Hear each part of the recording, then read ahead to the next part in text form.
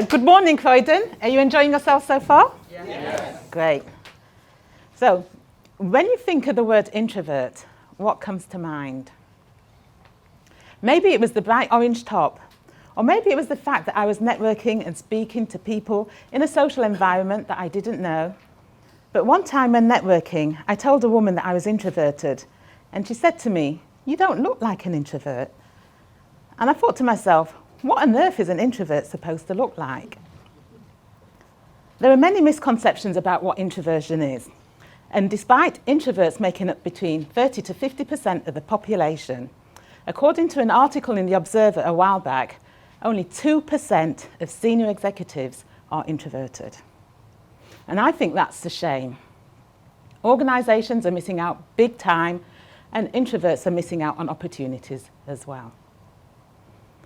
So back to my question. When you think of the word introvert, what comes to mind? I put a call out on social media asking that very same question, and I got responses such as aloof, social misfit, social anxiety, shy, lacking confidence, doesn't like speaking up, doesn't like public speaking. Hello. But the thing is, this shows just how much these misconceptions exist, because these could apply to extroverts as well. And because of these misconceptions, many introverts have shaped the way that they view themselves based on them. In a survey that I did for my book, 73% of introverted women who are senior leaders said that self-doubt is an issue for them. And despite this, they'd still progressed in their leadership career, but what it had done was it had affected them personally.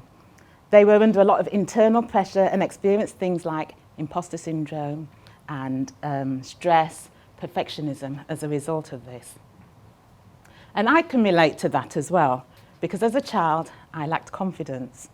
And my earliest memory of lacking confidence was just before I started school.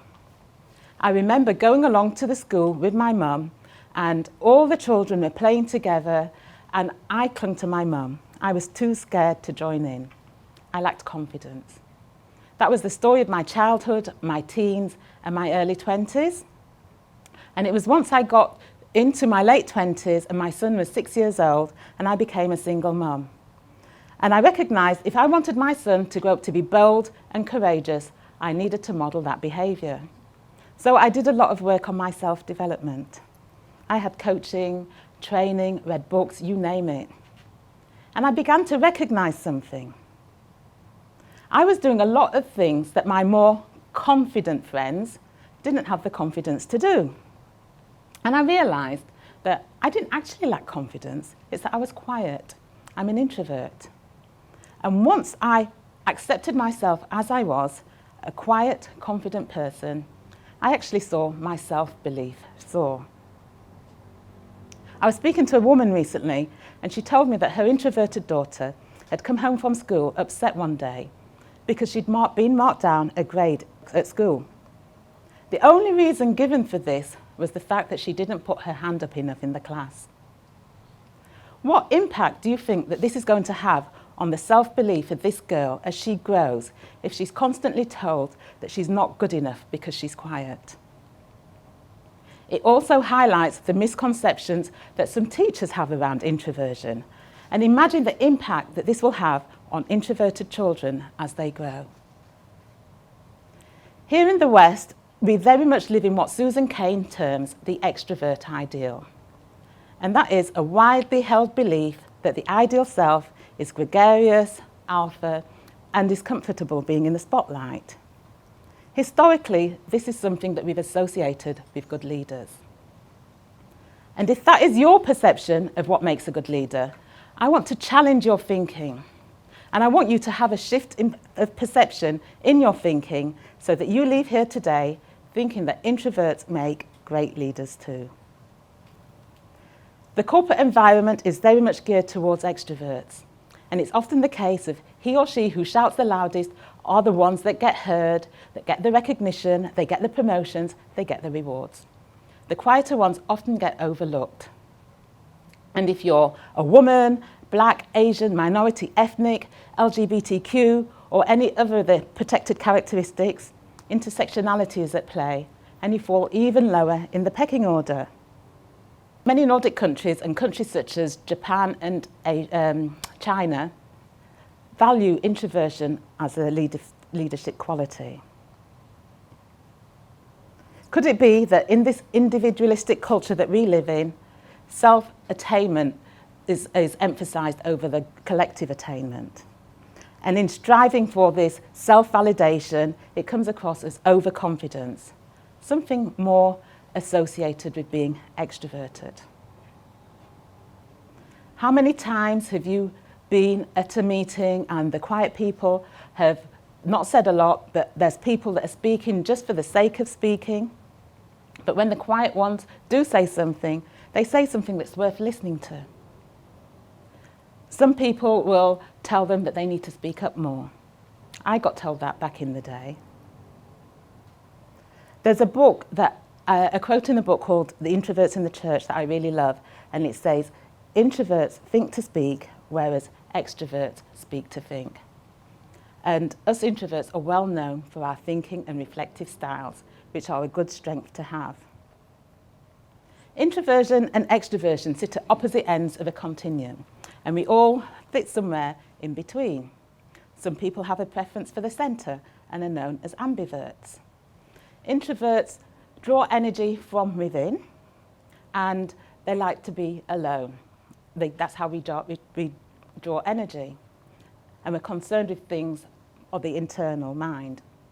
Extroverts, on the other hand, are concerned with things of the external, and draw energy from external things and being around people. Depending on the situation and the environment that we're in, will determine our preference as to where we sit. So, for example, introverts are overstimulated by spending too long in noisy social environments such as parties. It's not that we don't enjoy them, it's that we find them draining. I like to party with the best of them, and I'm quite happy to go to a party, to listen to the music, to dance, and be in my own world observing what's going on around me. It's that combination of being in that buzzy, noisy environment and making small talk that I find draining. Likewise with networking. Extroverts typically work the room, speaking to as many people as possible, whereas introverts prefer depth of conversation over quantity and are quite happy to speak to fewer people but have more deeper and meaningful conversations. Listening is a key leadership requirement. Unfortunately, some leaders aren't good at listening and prefer the sound of their own voice. But guess what? Introverts listen a lot. We are well known for our listening skills. We don't like to hog the limelight, and we're quite happy to let people get on and do things in their own time without feeling the need to check upon them all the time. Researchers found that introverts were good at leading proactive teams. They let them run with their ideas, and they listened and let them implement their ideas. In times of leaner organisations and flatter hierarchical structures, organisations need people who are going to be proactive. What better than having an introverted leader lead those proactive teams? And as I said, we don't like to hog the limelight. We're quite happy to let other people shine ahead of us. And quick decisions are not always the best decisions. Yes, at times someone will need to be thinking on the spot and making a quick decisions, particularly in a time of crisis. As leaders, we need to be able to adapt our style to different situations in order to get the best outcome in any event. And that's what we do as introverts. We recognise as a leader that we need to be able to adapt our style accordingly. And by thinking about potential crisis scenarios in advance and thinking and reflecting on the possible responses, the best possible responses, introverts are better prepared to deal with a situation if and when it's likely to happen. And in terms of being loud and gregarious, we're not. We are the calm reassurance in times of stress. Introverted leaders are that stillness in the storm. I'm not saying that introverts make better leaders than extroverts. I'm not saying that at all. We both make great leaders. But understanding the differences between introversion and extroversion, and appreciating those differences, it means that you'll be able to see those differences as a strength. After all, one woman's weakness is another woman's strength. Embracing difference is what makes organisations dynamic. Having teams, diversity and inclusion is important, and it's not just morally the right thing to do, it's good for the bottom line too. And when you're thinking about diversity and inclusion, consider diversity of thought and personality as well. So if you are an introverted leader or someone who's progressing in your career as a leader, or you're an extrovert that appoints leaders, you may even be a parent of an introverted child, or a carer or a teacher of an introverted child. Get rid of your biases towards introversion, because introverts make great leaders too. Barack Obama, Oprah Winfrey, Mark Zuckerberg, all of them great leaders, and all of them introverted. So for the last time, I'll ask you, when you think of the word introvert, what comes to mind? Thank you.